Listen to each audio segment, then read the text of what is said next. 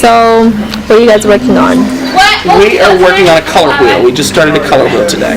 Okay, what have you done in the past? We just finished probably the most difficult project for the students. They had to do a self-portrait. They took a photo of themselves, converted it to black and white, used a grid system, and then drew themselves. What was the funnest thing you've done or what you're looking forward to doing with the students? I'm having a blast this year. It's the best year I've had in my career. And I always like the portrait. You see a lot of people say, wow, I didn't know I could do that. So that's exciting. We've got contests for the advanced students coming up called VACE, which is kind of the UIL for art. So I've got students getting ready, the advanced students getting things ready for that. That's always exciting. I teach ceramics. That's probably my favorite class. It's an advanced class, and there's some great stuff happening in there. Some of the AP 3D students are in there as well. So you teach regular and AP? Uh-huh. Okay. So which class do you prefer to teach? Are they both the same? I like them all. Okay. Well, what made you want to be an art teacher?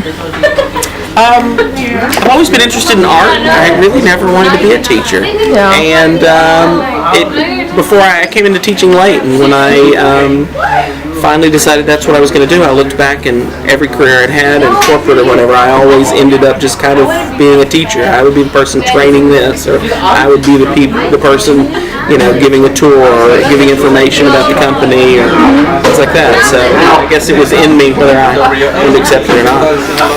Okay, thank you.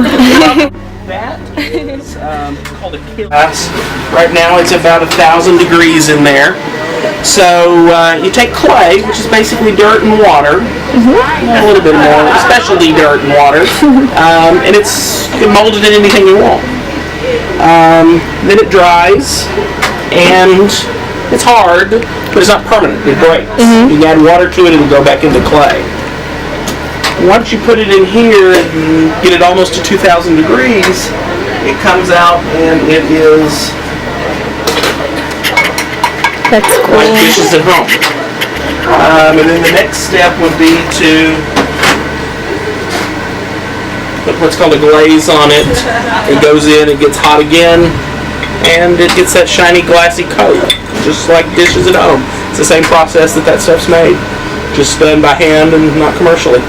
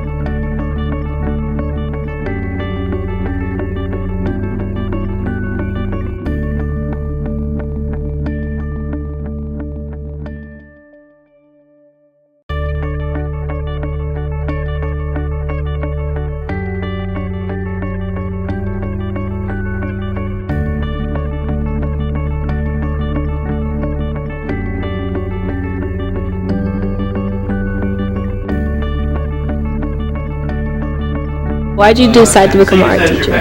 Oh my gosh. The summer I turned 30, I took my very first art class, and it was the most fun thing I'd ever done.